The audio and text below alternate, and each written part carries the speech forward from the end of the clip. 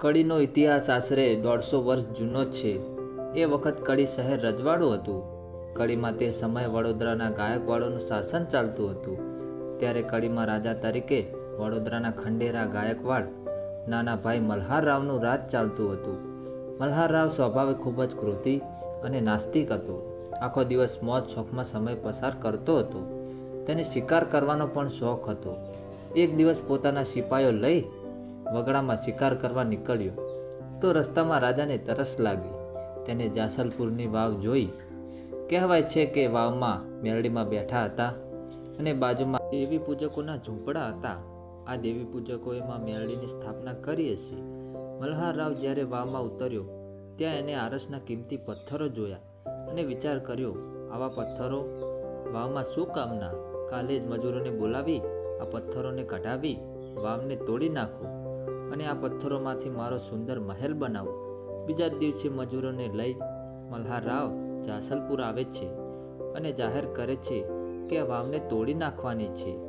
અને આ વાત દેવી પૂજકના ઝૂંપડામાં રહેતી હીરુ ડોશીએ સાંભળી અને ડોશીમાં માં મેરડીને કહેવા લાગ્યા, જો આ મલ્હારરાવે આ વાવને તોડી નાખી તો જાણવું કે અમે મેરડી નહીં કોઈ મળી બેસાડ્યું હતું, નહીંતર કડીનો રાજા જીવતો સાનો રહે. અમે તો તારા શરણે માં. જો અમારા દેખાતે તને કોઈ ઉખાડી જાય તો તને કોઈ ચોરી ગઈ હોય કે કોઈ વાદી બાંધી લઈ ગયો હોય એમ જાણીશું. જો માં તો જાગતી હોય તો પરમાણ દે. માં ડોશીમાં આટલું બોલ્યા ને બાજુમાં 7 વર્ષની રમતી દીકરીના ખોડિયામાં માં મેરડી રમવા આવ્યા અને બોલ્યા, તૂટવા દે વાવને અને લૂંટવા દે આ વાવને. એનો એ મહેલ 7 વાર પાડું ને તો માનજે કે હું મેરડી બોલી હતી. અને મલ્હારરાવને કાગરે કાગરે જો નાગણી થઈને ના બેસું તો માનજે કે હું મેરડી બોલી હતી. વાવને તોડી પથ્થર ગાડામાં મૂકતા ગાડા ભાગી જાય છે એટલે રાજાએ હાથી બોલાવ્યો અને પથ્થરો જાસલપુરથી કડી તરફ લઈ જવા નીકળ્યા. હાથીઓ જાસલપુરની બહાર એક ટેકરી ઉપર પહોંચ્યા.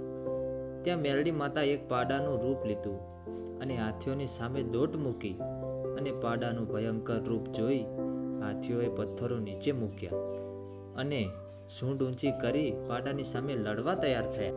પણ આ તો માં મેરડી બધા હાથીઓને પટકીને ટેકરાની નીચે પાડી દીધા અને આજે હાલમાં પણ આ ટેકરાને હાથીઓ ટીંબો કહેવાય છે.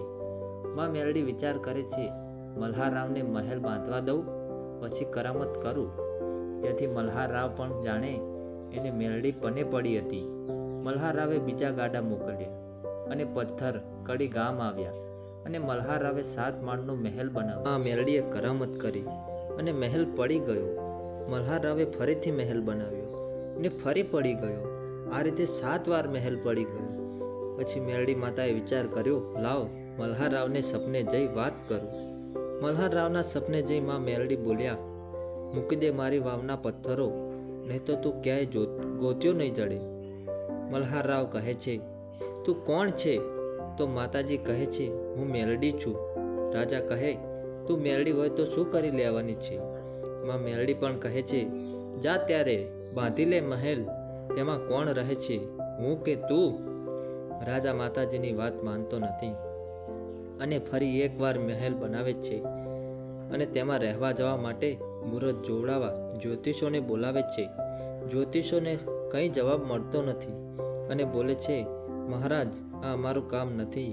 ત્યાં તો રાજાએ જ્યોતિષોને જેલમાં પૂરી દીધા અને પછી તો અનેક ગામડામાંથી 151 ભૂવા તેડાવ્યા અને ડાકલા વગાડ્યા, પણ ભૂવા કંઈ મુહૂર્ત આપી શકતા નથી, કારણ કે તેને માં મેરડી આડી આવે છે.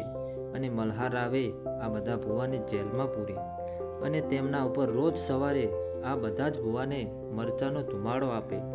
અને રાજા આ ભૂવાઓ ઉપર જુલમ ઉઠાવવા લાગ્યો અને કહેવા લાગ્યો, ક્યાં ગઈ તમારી દેવી? ત્યાં તો એક ભૂવો બોલ્યો, મલ્હારરાવ તું હજુ મેરડીને ઓળખતો નથી. અને રાજા કહે છે, તારી મેરડી મારું શું બગાડી લેવાની? અને ભૂવો કહે છે, દેરુઆ ગામમાં જીવણ રબારી કરીને વિહત મેરડીનો એક ભૂવો છે જે વાઘરેની દેવી પૂજે છે. મલ્હારરાવ જીવણ ભૂવાને તેડાવે છે અને મલ્હારરાવે જીવણ ભૂવાને 3.5 મણ તેલમાંથી તાવામાંથી રૂપિયાના સિક્કા કાઢવાનું કહ્યું. અને જીવણ ભુવા તો આ તેલને પીવા લાગ્યા અને વિહત મેરડીનું નામ લઈ સિક્કા બહાર કાઢ્યા અને જીવણ ભુવા બોલ્યા, હું વિહત મેરડી બોલું છું, તું હવે તો માન. રાજા કહે, એમ ના માનું, તું મને નિશાની આપ. અને રાજા બોલ્યો, મારા મહેલના 7મા માળે કઈ વસ્તુ મૂકી છે તે કે. તો સાંભળ રાજા, 7મા માળે માટલામાં એક કોળું રાખ્યું છે. રાજા કહે, એ માટલામાંથી માટલું ફોડ્યા વગર કોડું કાઢી આપ તો હું માનું. પછી તો જીવણ ભુવા માટલામાંથી માટલું ફોડ્યા વગર કોડું બહાર કાઢે છે. આ જોઈ મલ્હારરાવ સમજી ગયો અને કગરવા લાગ્યો કે એ માં મેરડી મને માફ કરી દે અને માં તું જે મોતે મારે તે મોતે મરવા તૈયાર છું.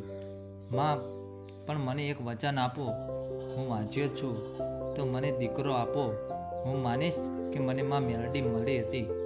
માં મેરડી કહે છે, આજથી 9 માસ પછી તારે ઘરે બે દીકરા થશે. અને રાજા, હવેથી તું આ મહેલમાં નહીં રહી શકે, કેમ કે મેં એક હિરુડી વાઘરેને વચન આપ્યું છે, એટલે હવે આ મહેલમાં હું રહીશ. અને પછી તો માં મેરડી અને વિહત માતાનું મંદિરમાં સ્થાપના થઈ. તો આ હતો મિત્રો કડીના મેરડી માતાજીનો ઇતિહાસ. તો તમને વિડીયો કેવો લાગ્યો તે જરૂરથી જણાવજો અને ચેનલને સબસ્ક્રાઈબ કરજો. જય માતાજી.